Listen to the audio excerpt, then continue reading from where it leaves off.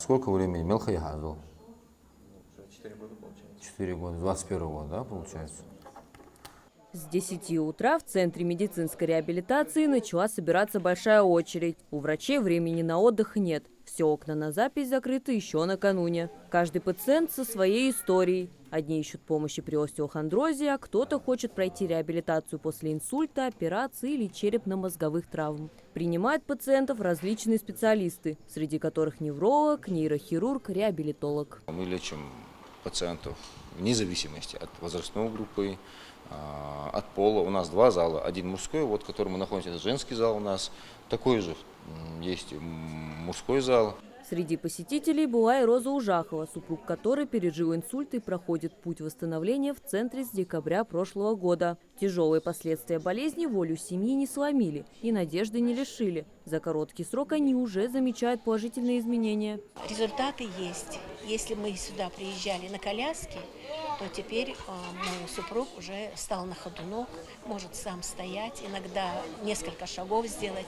В день открытых дверей важно было собрать команду специалистов разного профиля, способных помочь каждому обратившемуся. Пациенты не просто рассказали врачам о своих проблемах и получили консультации, но и при желании смогли принять участие в одном занятии курса по реабилитации под руководством профессиональных инструкторов. Работа идет на заднюю поверхность бедра, хамстринги.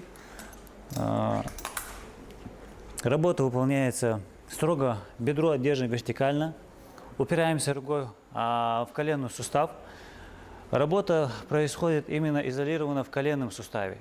В центре каждому пациенту подбирается индивидуальная программа лечения. Важная часть восстановления – лечебный массаж, проводимый до или после занятий на тренажерах. Их в каждом зале примерно по 8. Благодаря таким занятиям реабилитация пациентов проходит куда быстрее. На тестовое занятие к нам уже пациент приходит в зал, и вот мы с ним проводим первое тестовое занятие. По результату составляется индивидуальная программа, и дальше пациент двигается по этой индивидуальной программе. Значительный акцент сделан на лечении пациентов с остеохондрозом, болезни, которая сейчас поражает не только пожилых людей, но и подростков. Мануальная терапия, ЛФК, кинезиотерапия становятся настоящими помощниками на пути к улучшению состояния здоровья. Мы проводим такой маленький мультидисциплинарный консилиум, скажем так, для каждого пациента.